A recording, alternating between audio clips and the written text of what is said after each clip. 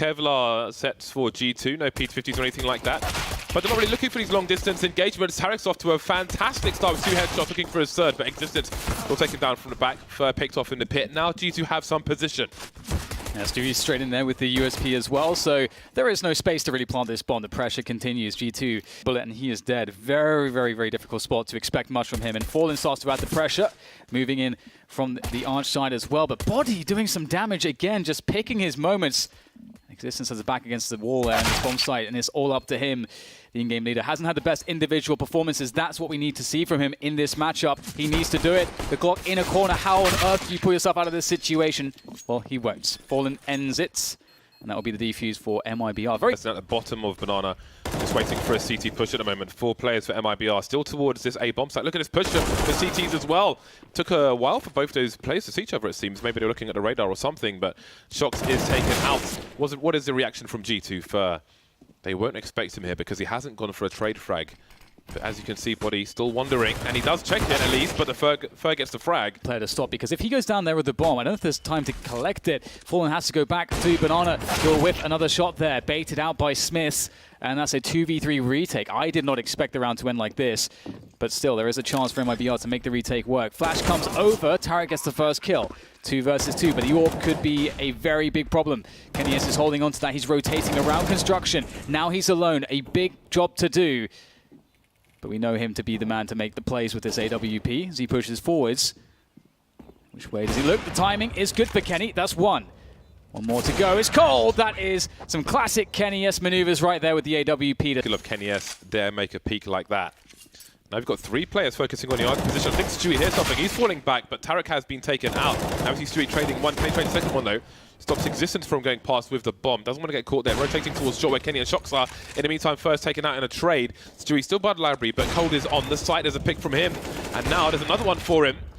Running distraction with his teammates, and Existence is suddenly alone. Another kill for Cold 0. 3 for him in that round. To say Fallen spotting a player, trying to fall back, but he has a nice gap between the Molotov and the smoke grenade. It'll catch Kenny off guard. Very smart player has Fallen.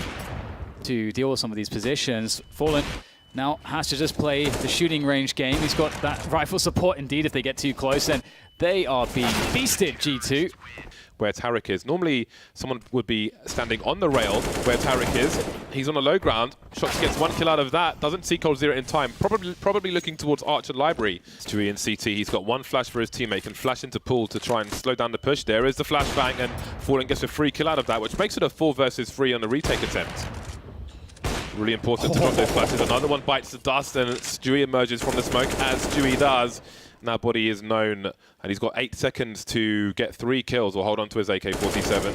He'll make it expensive for the CTs at the very least, and he needs to, because at 8-1 moving to 9, have a lot of map control. But Shox Fer has a great angle. There's a team flashbang to allow him to get a free kill. Spots another player towards Arch as well. So let's reposition the 4th player towards that A-bomb site for additional support. All very nice there. Some bullets through the smoke. And the French start to close in. Beautiful flashbang. Tarek can't convert though, as he falls back into position. These crossfires are hard to deal with for G2. Stewie also, oh my god, they get absolutely demolished by Stewie 2K. Cold 0 in there as well. What can you do? You are just forced into horrible crossfires. Now Existence crawling around towards Arch side. He'll be put out of his misery. So there's a jump peek to bait the shot. No connection, I don't think, from Fallen. Stewie goes for it. Maybe trying to clean up another pre-fire. Well, that presence on Arch side, which Tarek is watching for, is there a path to the B bomb site, maybe on a split? Things get very weird here. They will be moving into Cold 0. He's in a very compromised position. KennyS is looking for him, and the timing is not good for Cold 0. And KennyS will find the frag. Situation. MIBR, though, do have basically unlimited money, though. So yep. they can just try for fun, if nothing else. Yeah, they have very little to lose. Kenny already has an AWP 2. And one thing that I liked there was that Stewie decided to go for an aggressive play. Towards the B bomb site once more. I don't expect MIBR to go for the same plays they saw last time. An easy frag for Cold 0. The bait set up with Tarek there as well. Very nice indeed. Yeah, it doesn't really feel like they can do much here. Going for an individual play is Shox, but there is just too many players left. Fallen is just buying so much time by not revealing his position. Oh, he misses a shot, but still, Kenny has pressure to go for that plant because of the time.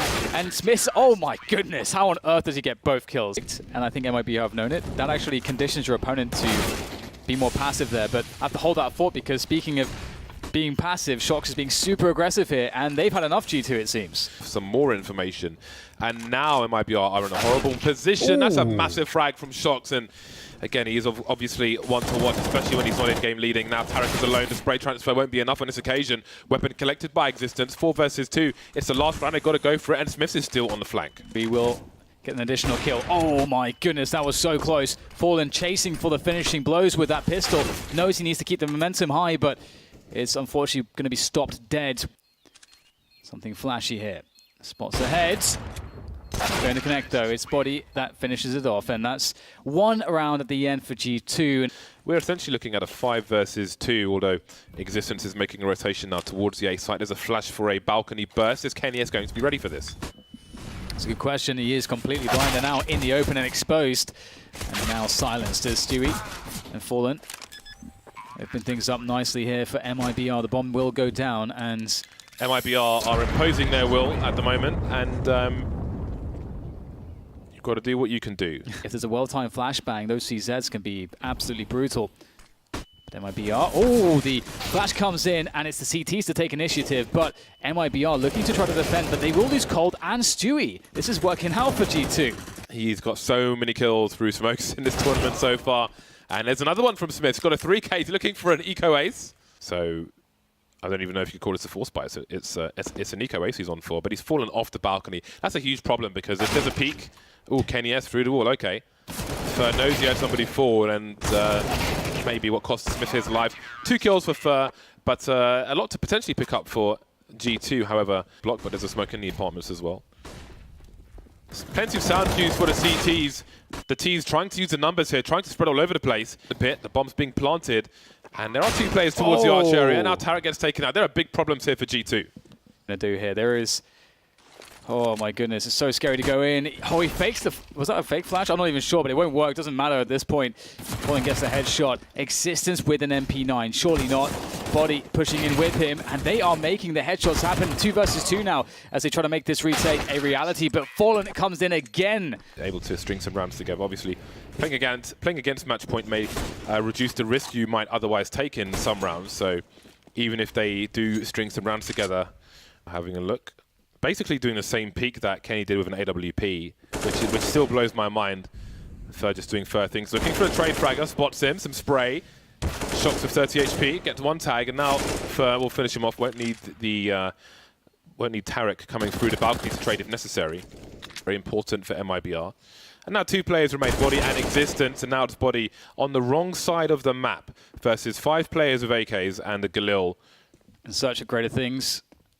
But unfortunately, Stewie will finish him off, and that was clean. Clean as you like. Definitely a very happy MIBR as they defeat G2, and they were just so many classes above G2 here.